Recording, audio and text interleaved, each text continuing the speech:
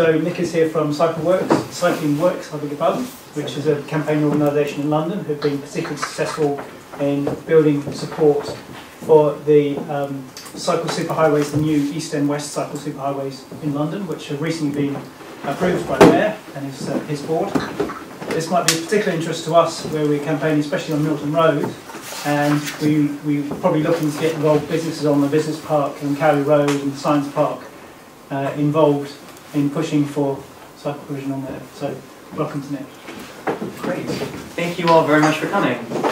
So my name is Nick Kocharhook, and so am I on camera? Or yes. No? I am on camera. Okay, excellent. Okay. Okay, there I go. Okay, good to know. So yes, I'm here from London just up for the day to talk to you about CyclingWorks, which is a campaign that me and 4 or 5 other people started and worked on. You may have heard a bit, but I wanted to give you a little bit of an inside story about what happened, how we did what we did, and hopefully you can have some things to take away in using your campaigning here. So just a brief history of Crossrail for Bikes, which is the kind of fun name that people were using for the cycle superhighways. In February 2012, there was a campaign run by London Cycling Campaign called Love London, Go Dutch. And there was a lot of work around that. They had wonderful people using bikes of all different genders and ages, and they had lots of images of that.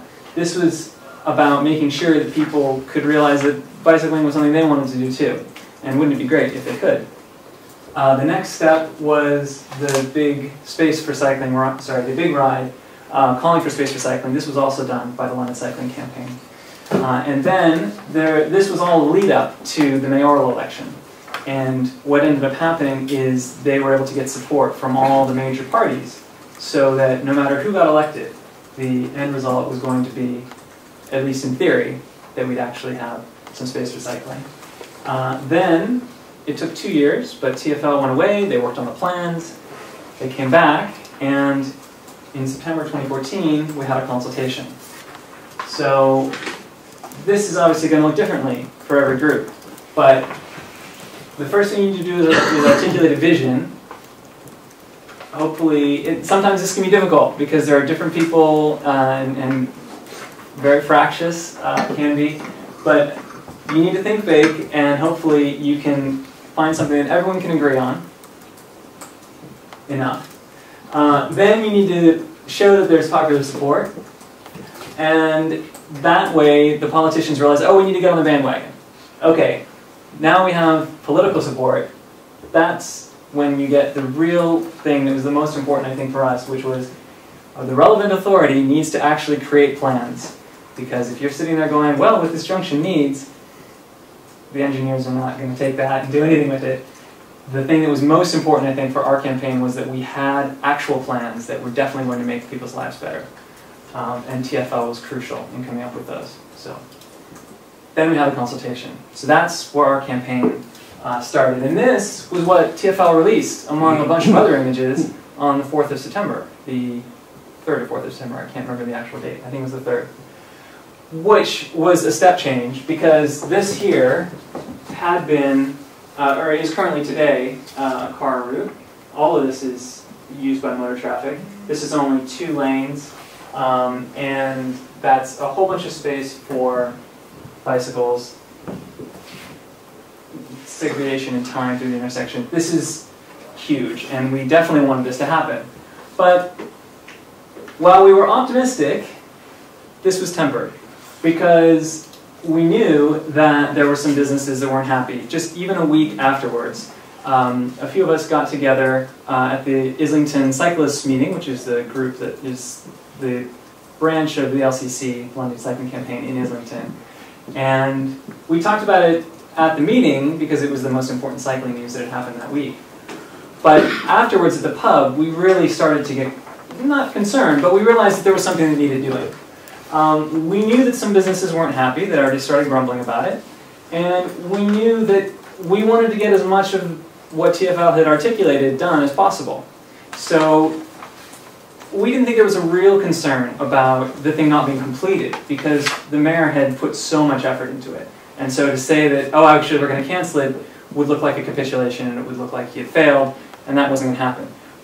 But plans can always be watered down. You take out key sections, you know, it was going to be 4 meters and now it's 1.5 meters, or you know, you have a lane that disappears here and oh, it's just the hard part, but that's where people need it, right? So we didn't want any watering down to happen. We knew that there was a positive voice that was needed and that we wanted to really do away with this argument that business had decided, as if that was possible, as if they were a single group, that this was bad for them. So that's how CyclingWorks was born, and this is the very first image I came up with because it was quick, and I was trying to find anything with a bicycle on it that would just say, bikes are good. So I thought of some gears, and this is the first thing that came to mind, and I threw up, and so then it stuck. So that was our logo on Twitter. And it turns out that, so this was on the 11th, that was our meeting. That was a Wednesday. Thursday morning, what are we met with? Oh no, business leaders! They don't want it! What's going to happen? All our roads are going to be given over to cyclists. And then a week later, more concern and wailing. The same day in another paper, I love this headline. The new 50 million pound cycle superhighway is going to be removed in just a year to make way for the super steerer, which in fact it was actually only 200 meters of the 18-mile cycle superhighway that's going to be removed. But don't let that get in the way of the story. So what did we do? We created a website really quickly. We used WordPress. We just went to WordPress.com. We found a great theme. It was cheap. Well, it wasn't that cheap. It was like £100 or something, but I didn't pay it. And then we set out to fill it up. It's a clean look. It's simple. It maybe is a little overly wordy. But the key thing is it's got a nice picture of London in the background, even though this tower doesn't actually exist. But it's a really nice picture, so we decided to keep using it anyhow. It's got a beautiful picture of a bridge there. So that was our website. And we decided that we needed to go to the streets. We needed to talk to the people who were actually going to benefit from this and see if they could get their employers engaged. So we handed out, over the course of what ended up being a 2-month consultation, it started out at 6 weeks, it was extended, 9,000 leaflets, A5. And that was a lot of leaflets. They were very expensive. We could have probably used cheaper leaflets, but they were really nice. There were color photos on the back. There were 1,000 followers at the end on Twitter. As soon as we started tweeting things and mentioning a few people and then having them retweet, Twitter's a bit of an echo chamber, but in this case it worked really well for us. So we had a lot of tweets coming out and a lot of buzz, and people were really excited. In those first couple days, things really took off. One of the things we did is we knew journalists that were on our side, that agreed with us. And so we would mention them, and they were certainly starting to talk about us, Tom Edwards, to name one. And so it was nice to sort of have a public, but yeah, a public conversation with them about it. I'm just trying to build buzz. Okay, eventually, several weeks into the consultation, London's biggest conversation, LBC Radio, had us on because cycle superhighways were all that people in cars wanted to talk about, and so they had us on to be a bit of a punching bag. But it actually turned out really well. You can listen to it on YouTube. Chris Kenyon, one of the other co-founders, did a really good job. VEC Television, right at the very end, the consultation ended in the first week of November, and we had one of our number, Mark Ames, go on VEC Television, VEC Breakfast, and talk about it. He did a great job too. The City of London had a committee meeting to decide what to do about the program, how they were going to respond to the consultation.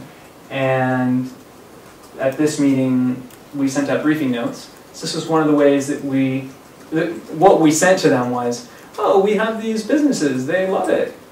right? So we wanted to, at every opportunity, that there would be a decision maker that we could get in there and say, actually, you need to know this too. And we did send out a bunch of press releases. So having access to a list of press contacts in the area is useful. And then we did a YouGov poll. This wasn't cheap, but it was really powerful. And I wanted to take you through some of the numbers that we got from that now.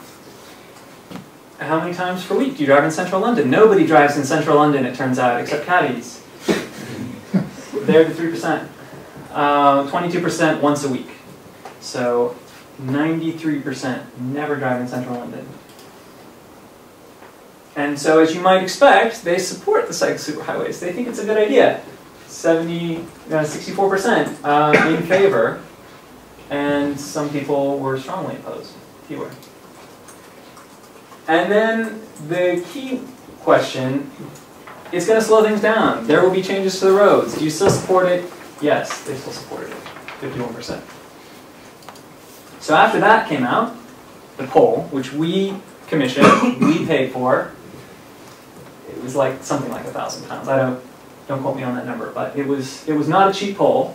But then we got this in the Evening Standard, which getting a full spread ad in the Evening Standard is like £7,000. So this is, if you figure this is a much cheaper way to go.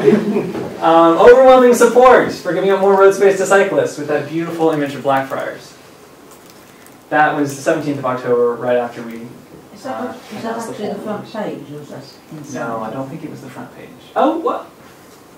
I can't recall whether it was the front page or not. It depends on whether somebody died that day. That would probably have led. It just looks as if it's a front page. Oh, well, this is a website. Yeah. So yeah, I just stole it from the website. There we go. So what is it that we were asking businesses to do? What were they giving to us? Statements. TfL was asking for the consultation. It was already open. But we were just going out to them and saying, you know, it'd be nice if you respond to this. They might not have thought about it. So we got statements like this. This is a business issue as well as one for the wider community. As a civilized society, we must take all necessary measures to keep people traveling about their daily business safely. That's why we support the proposed north-south and east-west routes. This is from one of the senior partners at Allen & Overy, whom I had never heard of, but they are a big law firm, and people that know law firms were very impressed that we got that. And this is one of the things that was interesting to learn, is that the people that are making the decisions, the people in power, and who they listen to, are not really necessarily widely known. But if you can find people that are in that sphere, and in the different spheres, and get them to talk to their people, you'll find people you didn't even know that were outlets. So this is just sort of an impressive list of all the companies that I'm getting. And that's not even all of them, that's like 90 something. And there were there were 170 companies. That took a little too long. There's 170 companies that, employers. We got people, we include in that number people like NHS trusts, who employ lots of people, are businesses after a fashion, but they're not profit-based. So we had lots and lots of different, so this spans the entire spectrum, right? This is, I'm a trader in Borough Market. This is, I'm RBS. So the breadth was really spectacular, and we were happy to get it. So 107 people by the end of the consultation. So can you just say some of the big companies? I mean, because these are seriously big companies, like well. That's what I'm going to talk about next. Oh. No, that's okay. Canonical was the first company that came on board, and the reason for that was because the co-founder, Chris Kenyon, works there. So he was able to go to his CEO and say, we really need to do this. And he cycles to work, and she cycles to work, and she said, sure. They make Ubuntu Linux, which if you're in tech, you know that, and if you aren't, you probably don't. But they started the ball rolling. Very soon after that, we got Bart's NHS Trust. They're a huge hospital in East London, and the way that we managed to talk to them, you'll see that I have an internal, and we're going to get to outreach on the right. we talked. I said internal, sort of. One of our number, the CyclingWorks team, was a doctor. Is a doctor. She's in. She works. She puts people to sleep. How do you say that word? And she sent a letter as a doctor who works for the NHS to Bart's Health and one of the people in charge there, and said it was important to her. She thought it was a good idea. Could Bart send a letter to TfL and release it publicly?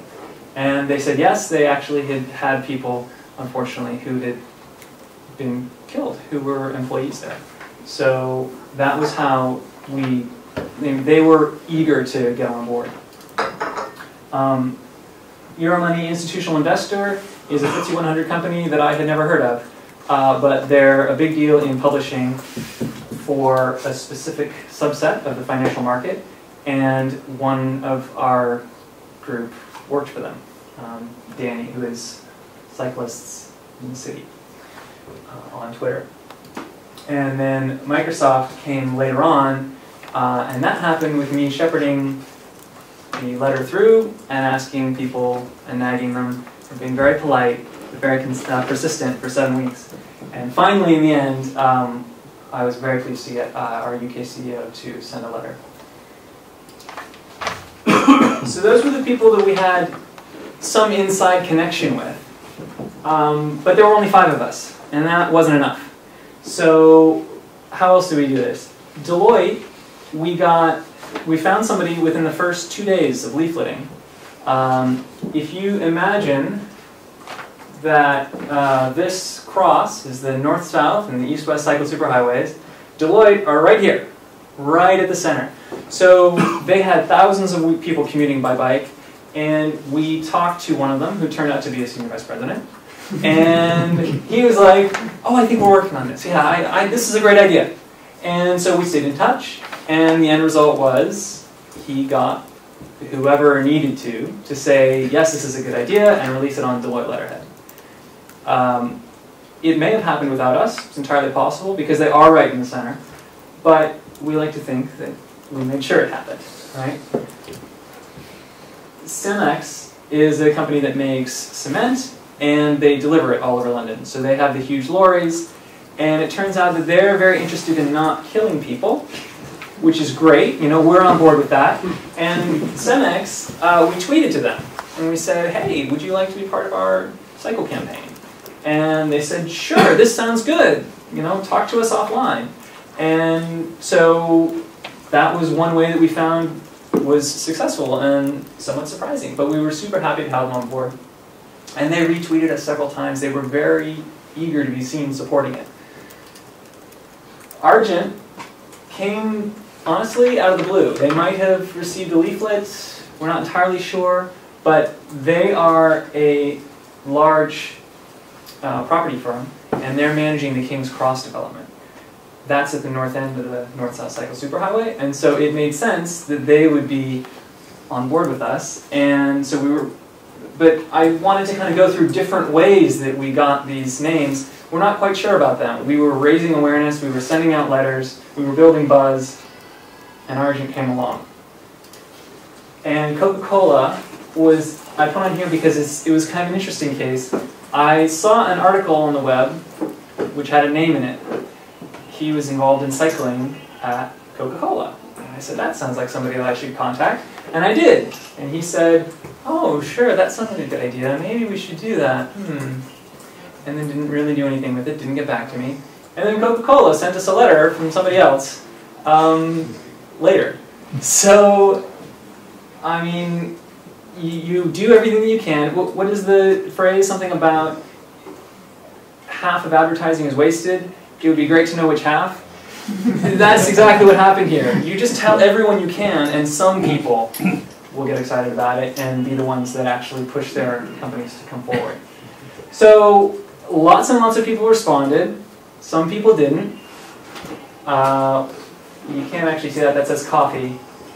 It's supposed to be green. I don't know if I'm supposed to talk about people that didn't, but it is public record who did and did not submit responses. So you can imagine that these companies would have been people we would have wanted to get on board if we could have. And there were different reasons in each case why they ultimately decided not to send a response in. So what did we get out of the campaign? What were the results as we saw them? We were able to answer the question we set out to answer. Is there business support? Hell yeah, there's business support. There's so much. It's like we couldn't keep up with it. People kept sending us letters. So while you can always make arguments that changes are going to disrupt things and changes are going to impact different people differently, at the end of the day, we felt pretty confident in saying that there is major business support, and we felt like we won the argument about that aspect of it. In the case of press, we did get our message out. We had a lot of bad press, CyclingWorks never had bad press, very fortunately. But the project has had ups and downs, and anytime you're dealing with the public, anything, there's going to be controversy.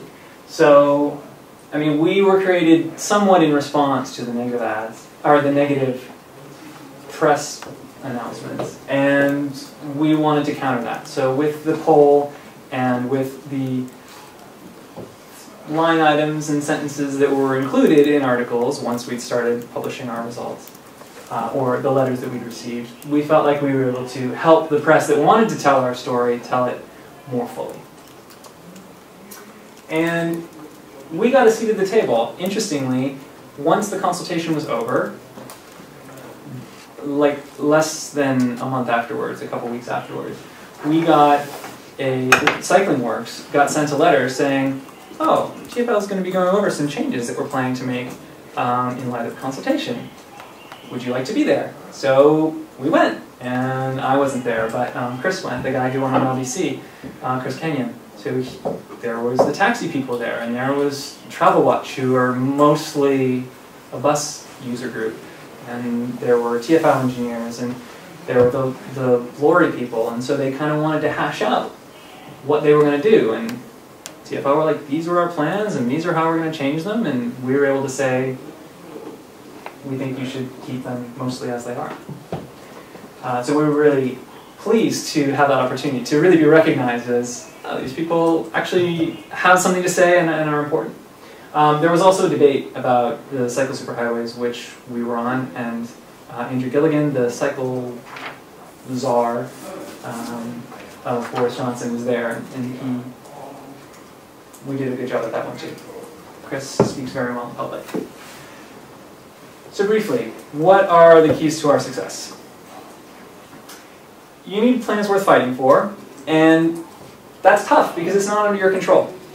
Somebody else is going to make the decision about what the plans are actually going to be and what's going to go out to consultation.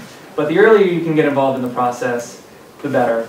And the more public support you can show for a maximal approach. You know, you shoot for the stars, shoot for the moon. If you fall short, you land in the stars. I'm full of cliches today. You should try for as much as you can get. And then if it falls short, you'll still get more than what you would have gotten asking for something less. We felt that it was really important that we have a clean corporate look that was completely like happy, friendly. We wanted no blood. We wanted no discussion of largely people dying. We totally discussed that and decided that it would be easier for people to sign on to a really happy message. So lots of smiling. We wanted to make it really easy for people, and a way that we did this is we had a template letter, several template letters, depending on the type of business that they were. Are you a retail person? Do you want a letter to send to your boss to get the ball rolling? You know, because you aren't the person who's actually going to be writing the letter. We had several template letters, and it would, maybe it would or wouldn't surprise you, I don't know, but over 75% of the letters we got were our template letter with the section saying, we are an X, we've been in London for X. You know, we make widgets. That part's replaced and everything else is the same. But at the end of the day, they're part of a number, and they recognize that it's a numbers game, and they don't have a lot of time. So they're not going to sit there and draft something. That's fine. We'll put their logo on our website. We were happy to do it. We wanted to make it easy for them, and we succeeded at that. Click. Leafleting was huge. It took a lot of time, and the number of nights that I went to sleep at 1 a.m. because I'd been updating the website and then got up at 7:30 or 6 actually, because you need to be out leafleting by 7:30 to go leafleting. Yeah, it was a lot, but at the end of the day, it was really helpful, and it made the campaign. 9,000 leaflets handed out. That was no small feat. When you get groups that are too large, it can be difficult to make decisions, and we were a lean and mean group of 5, sometimes 6 people. There were 2 people who were kind of really gung-ho, and there was a bunch of other people who were there to do things when they were asked to, and would sometimes come up with ideas. That worked really well for us, and it meant that we could be really agile and decide, okay, we're going to do this, and then it would just happen. You need people that are invested. It was nice that the consultation was only 2 months. There's no way we could have kept up this intensity for longer. But the small group worked really well, and there wasn't a lot of arguing or infighting about should we do this, should we do something else. We just decided and moved on. And crucially, I had the chart up that showed, you know, internal versus external, and honestly, most of the gets we got, most of the companies that came to us, and we didn't go to them. At least, we didn't know that we were going to them. We were leafleting people. But it was really useful to use connections, and we got a lot of lawyers that we wouldn't have gotten because one lawyer, not signed up with us, but connected with us and said, oh, I'd really like to help. And so he contacted lawyers he knew and who were up in other companies, and so together he was able to get a bunch of people. So using connections in ways that you might not even realize that you know somebody who knows somebody, we found was really helpful. And, oh yes, keep it apolitical. This is about making employees happy. It's about having a safe place for people. So the fact that a Tory mayor was proposing this was enough to mean that this really wasn't political. And also we didn't want, I was like, oh, should we go talk to Unite? You know, people like that. And it turns out actually Unite supported. But we didn't really want them to be associated with our campaign, not because we have a problem with Unite, but because some of the people who might want to be signing up could. And that's just the political reality. So we wanted to move beyond that and get, you know, be as broad a tent as possible. Everyone who agrees. So what didn't work? I spent a lot of time, many, many hours, cold emailing, finding who was in charge of which company, and sending them a letter. And do you know how many responses I got to those letters? Like 2. After having sent out 50, now 30. So, and 0 people signed up from that. So I found this to be a complete waste of time, and I wouldn't recommend it. If you are going to do it, you basically shouldn't do it. It's not worth your time. Find people that know people, and find cyclists. And relying on the press, we mostly didn't do this, but we did send out a lot of press releases, and we got that one article in the London Evening Standard about how it was great that cyclists support things, and that was good, but we got nothing from all these people signed up. Pretty much nothing at all. So we felt that the way that we were successful was by building buzz ourselves and then having something that we could show the people in power. And then if the press wanted to come along when we let them know about it, that's fine. But we didn't sit around and wait for them. As I mentioned earlier, we considered, and we were asked by the Mayor of Cycling Czar to put an ad in the paper. And we decided that £7,000 or £9,000 or whatever it was not the best use of money. So we didn't do that. And it would probably be cheaper in your favor. Maybe not. Maybe publishing is having tough times. That's all I have to say, but I would love to answer questions if anybody has any.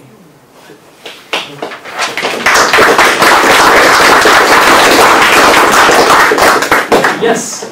I was struck that you're positioning yourself as an independent group, well, what looks like an independent group, not an arm of the London Cycling Campaign. Was that a deliberate thing? It was a deliberate thing. when we got together at that meeting that I told you about on the 11th, right before the article started coming out, we were a bit flummoxed why LCC wasn't doing this, because it seemed so obvious to us that this was the next phase of the battle. And what LCC ended up doing was getting a website together and getting a lot of interest from cyclists. They got 8,000 cyclists to send in letters, form letters, but they were all going to TFL and they all got counted up, saying, I love these plans. But LCC saw themselves as a membership organization that was focused on their members and the needs of cyclists, not as a group that was going to be spending any time on this. And so while they did have paid staff, they didn't see this as their responsibility, and we could have spent time convincing them, but we just decided we only had 2 months, or 6 weeks, and it needed to be done. So we just started. So why are we separate and not under the aegis of the LCC? Because it meant that we didn't have to talk to them.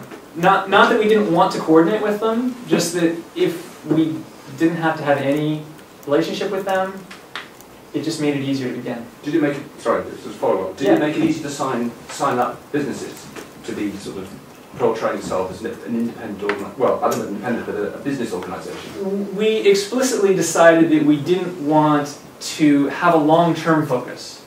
CyclingWorks was about this specific consultation and getting people signed up right now, because if they wanted to be involved on a longer term, we thought that that would lower the adoption rate, because people would be saying, oh, well, what are you going to say that I'm saying? Mm-hmm. And so,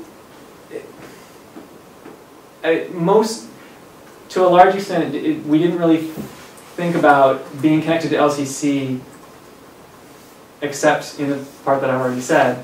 But I do think that it was helpful that we weren't, because they had been established in there before, and this was a one-off. Does that answer the question? Yes, in particular you were saying that it was eventually the businesses who signed up were clearly only signing up for this one campaign. They weren't just affiliating to LCC or anything like that. Yeah, and I do think that that was helpful, because businesses, especially the big ones, tend to be very conservative. So they want to know exactly what they're, and we weren't even telling them, you know, add your name to our list exactly.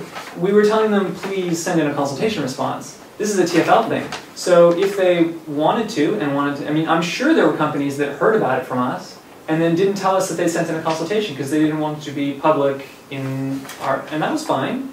Hopefully they supported it. You know, we don't really know. We don't really know. Yes? What about the fact that quite a number of people won't be happy that you have the support of some of those companies that were mentioned there? I mean, obviously Coca-Cola, Microsoft, and some of the others are not universally popular, even among other businesses. Okay. What's your reaction to that? Specifically in London, large business has an outsized voice. And while there's definitely overlap between people who are interested in cycling infrastructure and those who are interested in what? I want to be careful how I say this. Left-wing causes? Yeah, left-leaning causes. Thank you very much. We wanted to, we recognized that the mayor and the people in charge of TFL didn't have the same biases, and they were going to be listening to what the people in the suits had to say, whether we were talking to them or not. So we decided to make sure that they were saying what we wanted them to say. And that's really as far as it went in our thinking about that. We just wanted to neutralize this problem. Because what had been happening, and what we were concerned about, and turns out rightfully so, is one or two other people in suits in their towers had decided that they didn't like the project, and they were going to try to scuttle it. So we wanted to give voice to the lots and lots of others to neutralize those ones. That was our thinking, and I think it ended up being the right choice. Does that answer your question? Yes, up to a point, but I wondered about, what about the big banks, for example, who are so unpopular at the moment? what was your attitude about We were happy to have them because although a large bank may, in the context of a news report where a big bank is ripping off people, obviously you don't want to associate with that as much as you can, any more than you can help. But the bank employs a lot of people, and the bank owns land, and the bank contributes to the economy even if they also have other illegal actions that they're associated with. So I don't think it's right to say that any of the organizations that signed up for us had become pariahs, and if they had, they might not be going concerns already. Maybe the answer to your question is we just weren't concerned about this as an issue. Anybody else? Yes. Yeah, I mean, has LCC sort of given you pats on the back, even if it's secret? It wasn't in secret, actually. Thank you for mentioning that. We won an award midway through our campaign, which we were quite pleased with, somewhat surprised by, because that's when the AGM happened. Yeah, they said that you're doing a great job. They actually created a category for us so that they could give us a judge's award, which smacked of, I don't know, favoritism to a certain degree. But we were happy to receive it, and it definitely made us want to go through to the end and finish up. We thought we'd done a good job, so it was nice that they also thought that we had. And also, back to what we talked about before, we saw our campaign as very much complementary to LCC. We had no beef with LCC, but we understood that having a company say, yes, we support LCC, may not be something that companies were able to do. And so we were giving them a way to make their support for this particular transformative, really important project public without that potential baggage. So we were really happy to work together with LCC in that respect, or at least be acknowledged by them. Yes? Would you have considered, or was it part of this project, financial sponsorship from any of these companies to help your campaign? We self-funded everything because Chris decided. Your funds? Or? Yes. Yeah. Yes. And there was a discussion of putting something in the paper that was on the order of thousands of pounds. So that was going to come from companies. And we had asked, and they were in principle interested in the idea. So if we decided to go ahead with that, then we would have gotten those funds donated. And how much did we spend? I don't exactly know because I didn't do really any of the spending. Chris bankrolled it, but a few £100, and some of that is going to be paid for by the LCC effectively through the local campaign.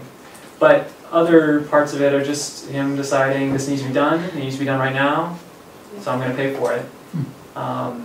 And he had the money to be able to do that. So, but there was nothing in principle wrong with asking for money from these companies. You could tell which ones might be interested and which weren't. Some sent you a form letter. They were an HR director out of the blue. Probably not going to go back to them and ask for more. But somebody that wrote a letter themselves and says that they're an avid cyclist and they're a CEO of X, they might be someone that you could go back to and ask for £100 or £300 or something, especially these big law firms. So, yeah, we had that as an option. We didn't need to exercise it.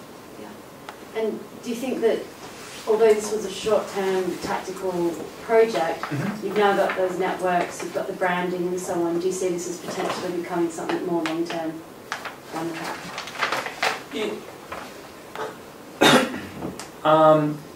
Potentially. I mean, as we spoke about before, we were very keen to make sure that people were signing up for something that they knew exactly what it was. But you're certainly right that cycle campaigning tends to look the same no matter the project. And the people that are in favor of things in one place will probably be in favor of them elsewhere. So while this was a particularly important project because it's taking, it was taking traffic space away really for the first time on any large scale. And hopefully things will be easier in the future. If we needed it, I think it would be good to know the people, you know, and the email addresses that we've gotten. And I think that we could probably utilize it to good effect if we found the right campaign. Be very sort of strategic with when you call it. Yeah, we certainly don't want to be like, oh, now you've signed up, unsubscribe! Yeah. No, we want to be very careful. Yeah. I'm just going to go over here because he has. Well, actually, I was just going to ask if you were self-funding. So we were self-funding. Yeah. Good. I was wondering, have you had interest from other places to refranchising? I mean, I can see that places like Manchester and so on. Some of the, I mean, you know, larger cities with significant business centres. You know, apart from Cambridge, have you had any interest in franchising elsewhere? There was a Twitter account that was created that used our logo called CyclingWorks something in the north. I can't remember where it was. So in that respect, yes, and they mentioned us, so it wasn't like they were doing it in secret. We think that our campaign was successful. We were happy about it, and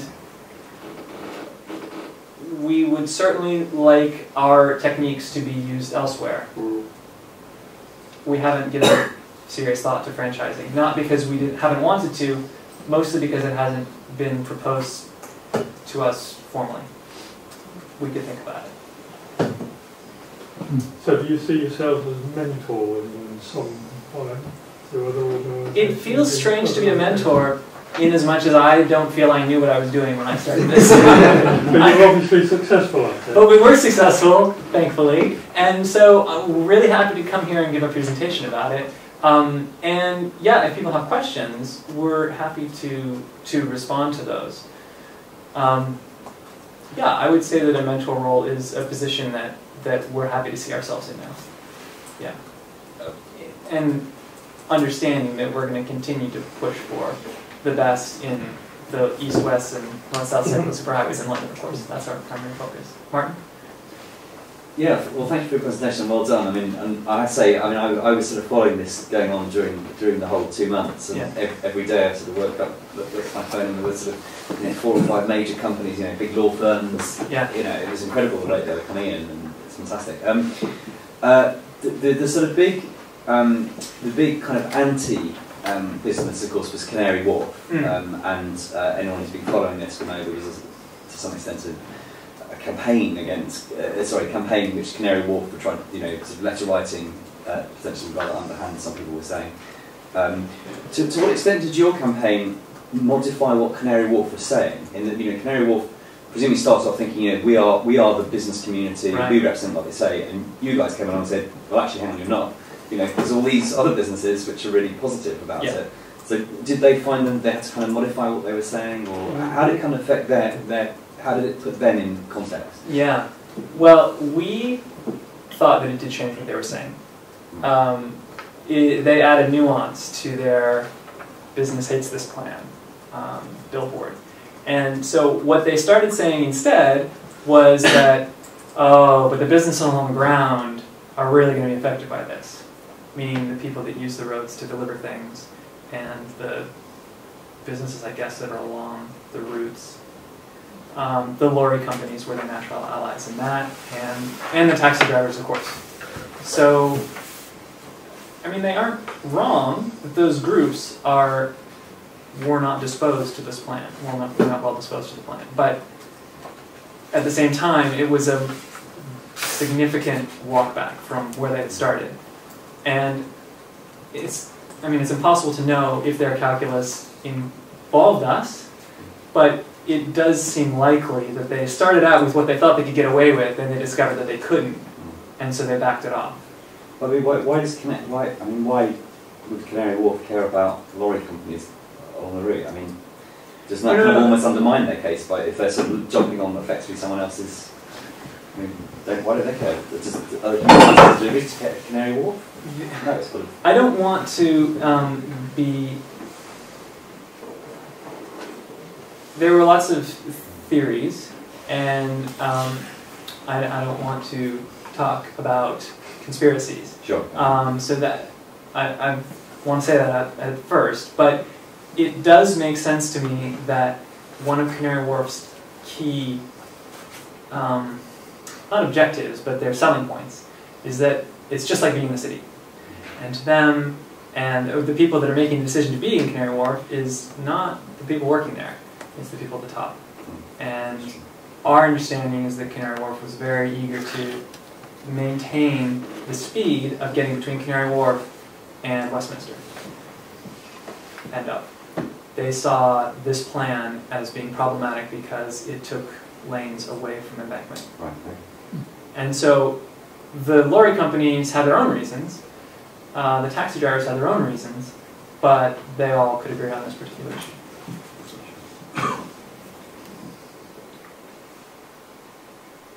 Thank you guys so much. It was really great to come talk to you. Thank you.